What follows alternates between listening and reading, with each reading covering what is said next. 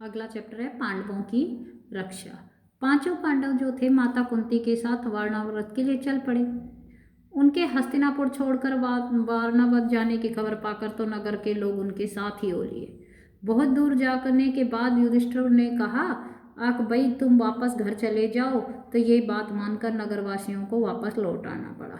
दुर्योधन के षड्यंत्र और उससे बचने का उपाय विदुर ने युधिष्ठिर को इस तरह गूढ़ भाषा में सिखा दिया था जिससे दूसरे लोग समझ ना सकें।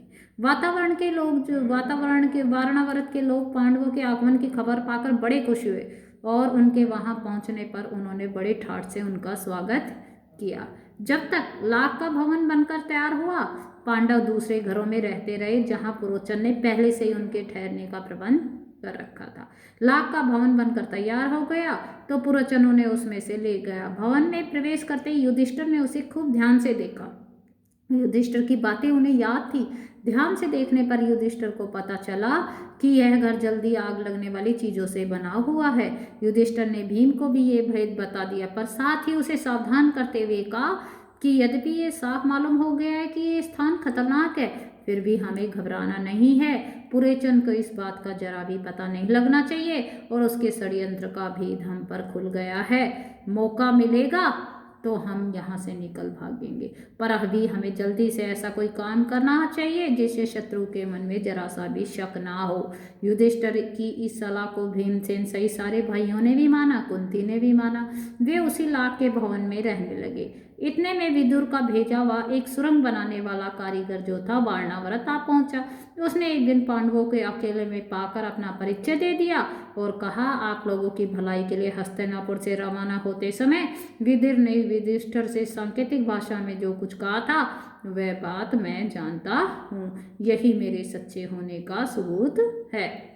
आप मुझ पर भरोसा रखें, मैं आप लोगों की रक्षा का प्रबंध करने के लिए आया हूँ। इसके बाद वो कारीगर महल में पहुंच गया और गुप्त रूप से कुछ दिनों में उसने एक सुरंग बना दी। इस रास्ते से जो पांडव महल के अंदर से नीचे ही नीचे चार दीवारें और गहरी खाई को लांघकर सुरक्षित बेखटके बाहर निकल सकते थे। और ये काम इतने गुप्त रूप से हुआ कि इसकी पुरोचन तक को भी खबर ना हुई। पुरोचन के लाख के भवन के द्वार पर ही अपने रहने के लिए स्थान बनवा लिया था। इस कारण पांडवों को भी सारी रात हथियार लेकर चौकन्ना रहना पड़ता था। एक दिन पुरोचन ने सोचा कि अब पांडवों का काम तमाम करने का समय आ गया है। समझदार युधिष्ठिर उसके रंग ढंग से ताड़ गए कि वो क्या सोच रहा है। युधिष्ठिर की सलाह से माता कुंती ने उसी रात को एक बड़े भोज का आयोजन किया। नगर के सभी लोगों को भोजन कराया गया। बड़ी धूमधाम रही, मानो कोई बड़ा उत्सव हो। खूब खा पी कर भवन के सारे कर्मचारी गहरी नींद में सो गए। पुरोचन भी सो गया।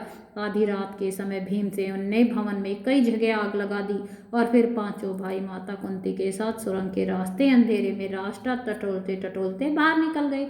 भवन से बाहर वे निकले ही थे कि आग ने सारे भवन को अपनी लपटों में ले लिया। पुरोचन के रहने के मकान में भी आग लग गई। सारे नगर के लोग इकट्ठा हो गए और पांडवों के भवन को भयंकर आग की भेंट होते देखकर हाहाकार मच गई। कौरवों के अत्याचार से जनता क्षुब्ध हो उठी थी और तरह तरह से कौरवों की निंदा करने लगी। लोग क्रोध में अनाप शनाप बकने लगे, हाय तौबा मचाने लगे, लेकिन उनके देखते देखते सारा भवन राख हो गया। पुरोचन का मकान और खुद पुरोचन भी आग की भेंट हो गया। वारणावत के लोगों ने तुरंत ही हस्तिनापुर में ये खबर पहुंचाई। पांडव जिस भवन में ठहरे थे वे जलकर राख हो गया और भवन में कोई नहीं बचा। धृतराष्ट्र और उनके बेटों ने पांडवों की मृत्यु पर बड़ा शोक मनाया। वे गंगा किनारे गए और पांडवों तथा कुंती को श्रद्धांजलि दी। फिर सब मिलकर बड़े जोर जोर से रोते और विलाप करते हुए घर वापस आए। परंतु दार्शनिक विदुर ने शोक को ही मन में दबा लिया, अधिक शोक प्रदर्शन न किया। इसके अलावा विदुर को यह भी पक्का विश्वास था कि पांडव लाख के भवन से बचकर निकल गए होंगे। पिता भीष्म तो मनोशोक के सागर ही में थे, पर उनको विदुर ने धीरज बंधाया और पांडवों के बचाव के लिए किए गए अपने सारे प्रबंध का हाल बताकर उन्हें चिंता मुक्त किया। लाख के घर को जलता हुआ छोड़कर पांचों भाई माता कुंती के साथ बच निकले और जंगल में पहुंच गए। जंगल में पहुंचने पर भीमसेन ने देखा कि रात भर जगे होने तथा चिंता और भय से पीड़ित होने के कारण चारों भाई बहुत थके हुए हैं। माता कुंती की दशा तो बड़ी ही दयनीय थी। बेचारी थककर चूर हो गई थी। सो महाबली भीम ने माता को उठाकर अपने कंधे पर बैठा लिया और नकुल और सहदेव को कमर पर ले लिया। युधिष्ठिर अर्जुन को दोनों हाथों से पकड़ लिया और वह उसी जंगली रास्ते से उन्मत्त हाथी के समान झाड़ झंकार और पेड़ पौधों को इधर उधर हटाता रोनता हुआ तेजी से चलने लगा। जब वे सारे गंगा के किनारे पहुंच गए तो वहां हिदुर की भेजी हुई एक नौका मिल गई। युधिष्ठिर ने मल्ला से सांकेतिक प्रश्न करके जांच लिया कि वो उनका दोस्त है। वे लोग अगले दिन शाम होने तक ही चलते रहे ताकि किसी सुरक्षित स्थान पर पहुंच जाए। सूरज डूब गया और रात हो गई, चारों तरफ अंधेरा आ गया। कुंती और पांडव एक तो थकावट के मारे चूर हो रहे थे, तो ऊपर से प्यास और नींद भी उन्हें सता रही थी। चक्कर सा आने लगा, एक कदम भी आगे बढ़ाना मुश्किल हो गया था। भीम के सिवाय सारे भाई वहीं जमीन पर बैठ गए। कुंती से तो बैठा भी नहीं गया। वो दीन भाव से बोली, मैं तो प्यास से मर रही हूँ, अब मुझसे बिल्कुल चला नहीं जाता। धृतराष्ट्र के बेटे चाहे तो भले ही मुझे यहाँ से उठा ले जाएं, मैं तो यहीं पड़ी रहूंगी। यह कहकर कुंती वहीं जमीन पर गिरकर बेहोश हो गई। माता और भाइयों का ये हाल देखकर शोभ के मारे भीमसेन का दिल जल उठा। वह उस भयानक जंगल में बेधड़क घुस गया और इधर उधर घूम घाम कर उसने एक जलाशय का पता लगा ही लिया। उसने पानी लाकर माता व भाइयों की प्यास बुझाई। पानी पीकर चारों भाई और माता कुंती ऐसे सोए कि उन्हें सुध बुध ही नहीं थी। अकेला भीमसेन ही मन मन कुछ सोचता हुआ चिंतित भाव से बैठा रहा। पांचों भाई माता कुंती के लिए अनेक मुश्किलों का सामना करते रहे और बड़ी मुसीबतों को झेलते हुए उस जंगली रास्ते से आगे बढ़ते ही चले गए। वे कभी माता को उठाकर तेज चलते, कभी थके मांदे बैठ जाते, कभी एक दूसरे से होड़ लगाकर रास्ता पार करते। वे ब्राह्मण ब्रह्मचारियों का वेश धारण करके एक चक्रा नगरी में जाकर एक ब्राह्मण के घर में रहने लग गए। माता कुंती के साथ जो थे पांचों पांडव एक चक्रा नगरी में भिक्षा मांगकर अपने गुजर करते दिन निकालने लगे। भिक्षा के लिए जब पांचों भाई निकल जाते तो कुंती का जी बड़ा व्याकुल हो जाता। वो चिंता से उनका इंतजार करती। उनके लौटने में जरा सी देर हो जाती, उनके मन में तरह तरह की आशंकाएं आ जाती। पांचों भाई भिक्षा में जितना भोजन लाते कुंती उसके 2 हिस्से कर देती थी। एक हिस्सा भीमसेन को देती, बाकी आधे में 5 हिस्से करके चारों बेटों और खुद खा लेती।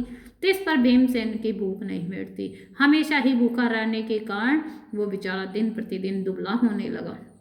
भीमसेन का ये हाल देखकर तो कुंती और युधिष्ठिर बड़े चिंतित होने लगे।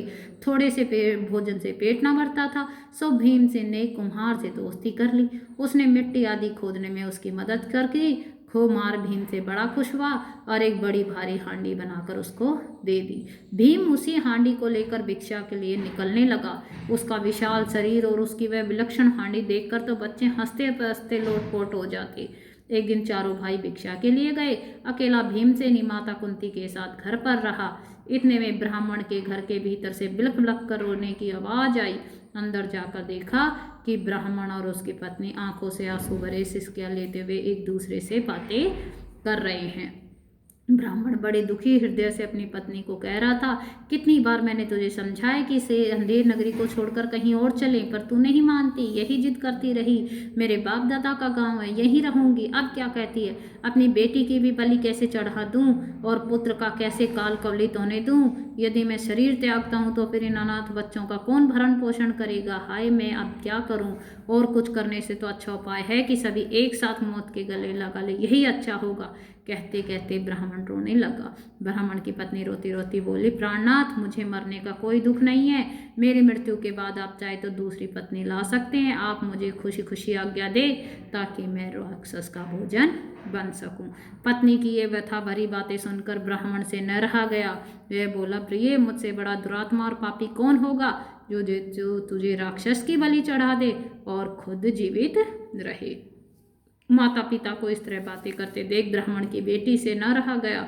उसने करुण स्वर में कहा, पिताजी, अच्छा तो यह है कि राक्षस के पास आप मुझे भेज दें। सबको इस तरह रोते देखकर ब्राह्मण का नन्हा सा बालक पास में पड़ी हुई सूखी लकड़ी हाथ में लेकर घुमाता हुआ बोला, उस राक्षस को तो मैं मार डालूंगा, इस लकड़ी से इस तरह जोर से मार डालूंगा।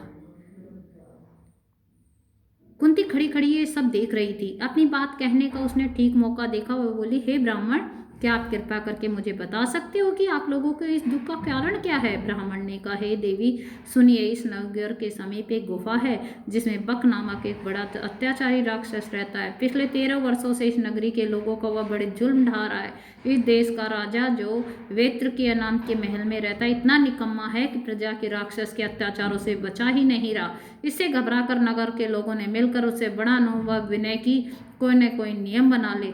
बकासुर ने लोगों की ये बात मान ली और तब से ही समझे तो के अनुसार यह नियम बना हुआ है कि लोग बारी बारी से एक एक आदमी को खाने की चीजें हर हफ्ते उसे पहुंचा दिया करते हैं। इस सप्ताह में उस राक्षस के खाने के लिए एक आदमी और भोजन भेजने की हमारी बारी है। अब तो मैंने यही सोचा है कि सबको साथ लेकर ही राक्षस के पास चला जाऊं।